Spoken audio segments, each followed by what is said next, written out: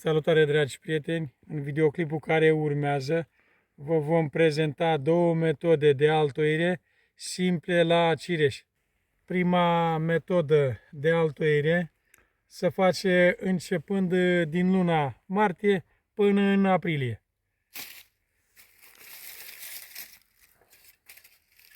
Ne uităm pe portalul unde avem o zonă să nu aibă noduri, să taie bine. Și îl vom tăia undeva la un 20 de centimetri din pământ în sus.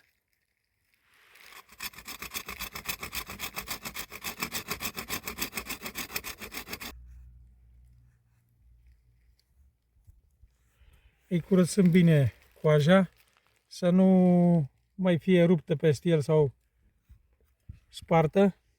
Îi vom pune bandă undeva la un 3 cm să nu se spargă mai mult decât avem noi nevoie.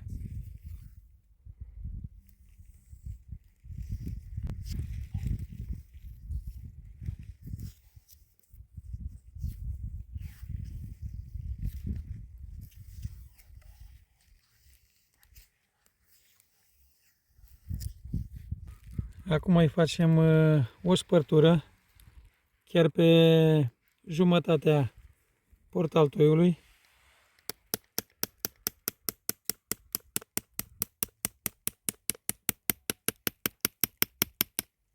Aici avem un cireș de mai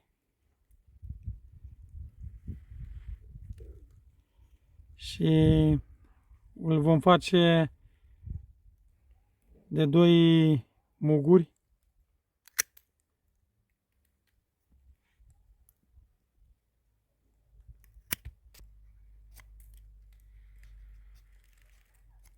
Acest altoi îl vom tăia pe 2 părți.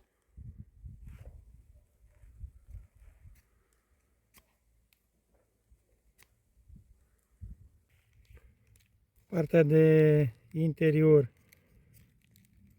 îi vom lua coaja de tot, să ne rămâie doar exteriorul.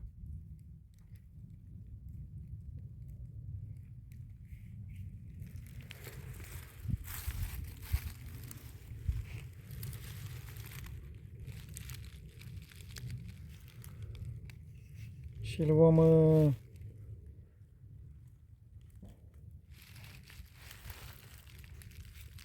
pune bine în acest portaltoi.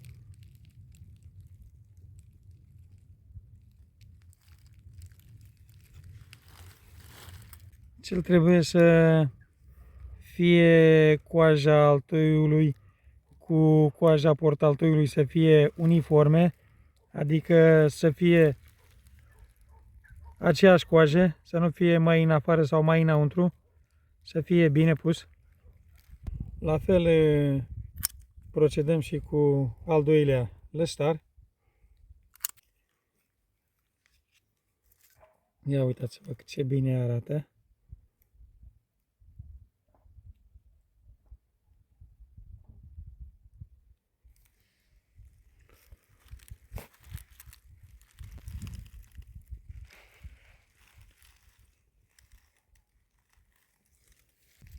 Ia uitați-vă cât de bine este plantat.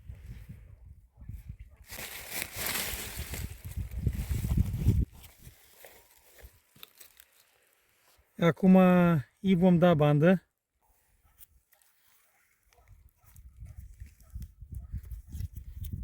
Banda o vom strânge bine pe el să nu intre aer la el. Între altoi, la portaltoi aici unde avem această crăpătură, îi vom pune niște pământ.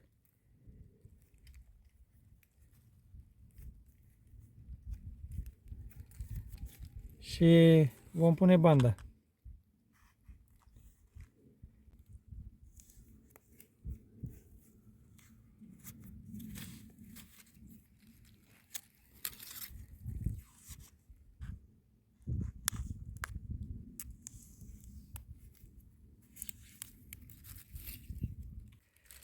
Îi dăm bine cu bandă să nu intre aer la el.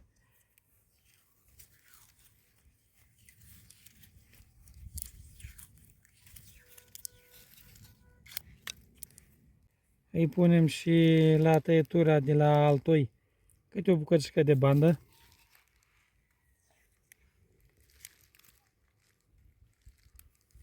Acum, haideți să mergem să facem și metoda a doua de altoire. Pentru a doua metodă de altoire ne trebuie un portaltoi puțin mai gros. Acest mod de altoire se face începând cu luna aprilie.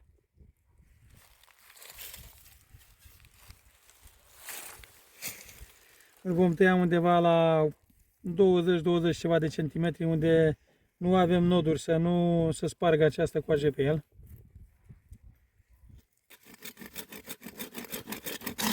Vedeți și dumneavoastră, puteți să faceți aceste altoiri cu uneltele care le aveți pe acasă.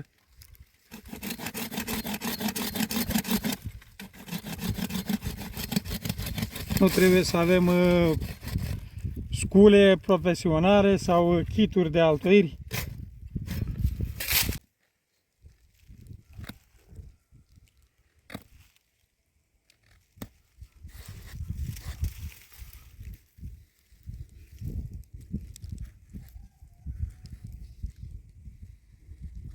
La un 3 cm îi punem bandă.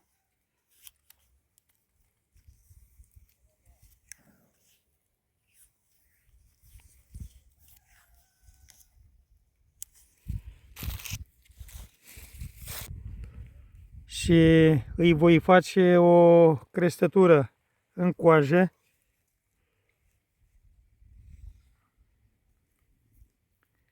Trebuie să despicăm coaja în stânga și în dreapta. Bun. Acum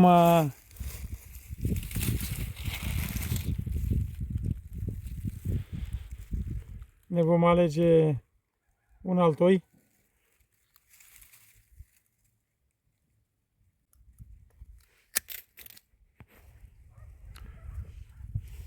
Îl vom lăsa de 2 muguri.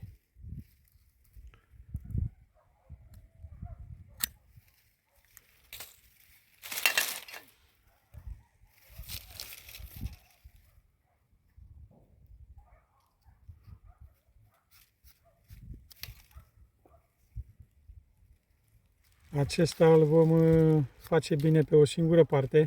Această metodă pe care o facem acum se numește altoire sub coaje. Această metodă se poate efectua și mai târziu, adică după ce va pleca pomii în vegetație și mai bine.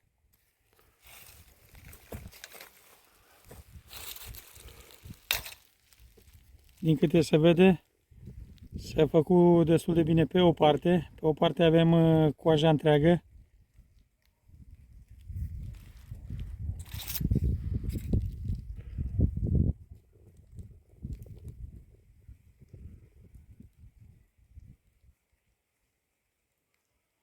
Trebuie să o băgăm ușor sub coaje, acest altoi. Nu trebuie să crăpăm această coajă sau să o rupem rău.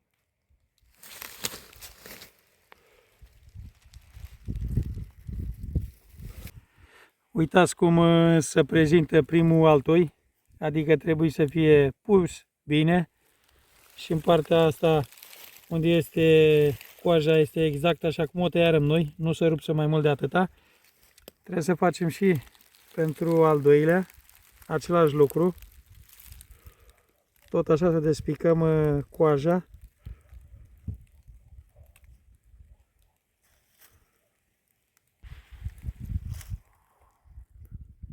Ia uite.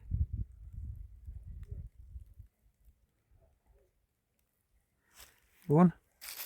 La fel făcurăm și al doilea altoi. Tot așa tăiat bine pe o parte și pe o parte coaja a rămas întreagă.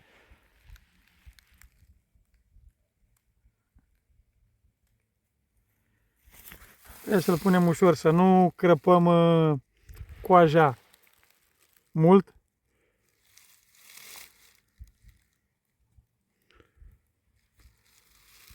Cam așa arată, adică tăietura de la altoi să fie exact cu tăietura de la portaltoi. Acum se vede destul de bine, coaja e bine și vom da cu bandă. Când îi dăm cu banda, trebuie să tragem un pic de ea să lipească bine pe această coajă, să vadă să fie lipită bine. Pentru că contează foarte mult. Dacă e lipită bine, ține și coaja strânsă la portaltoi, pe coaja de altoi și nu ne intră aerul.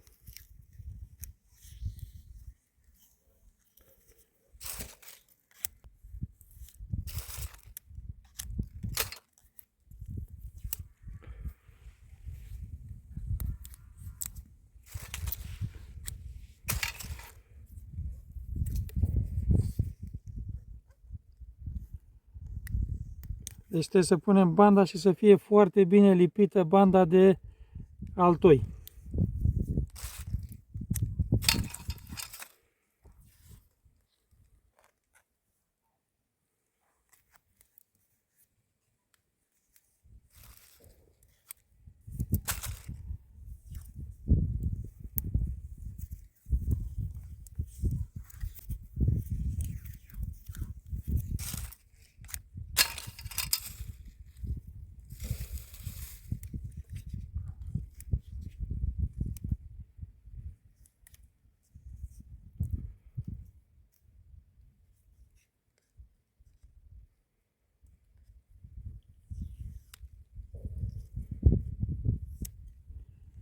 Și puserăm bandă și la capul altoiului. Dacă dumneavoastră locuiți într-o zonă unde este mai frig și este pericol de îngheț noaptea, e bine să le puneți o pungă de plastic și o legați aici de jos. Cam asta este cu altoirea noastră. Vă mulțumim frumos că ne vizualizați. Lăsați-ne și nouă un like, un comentariu, o distribuire. Vă mulțumim frumos tuturor. Să aveți o zi bună. Salutare!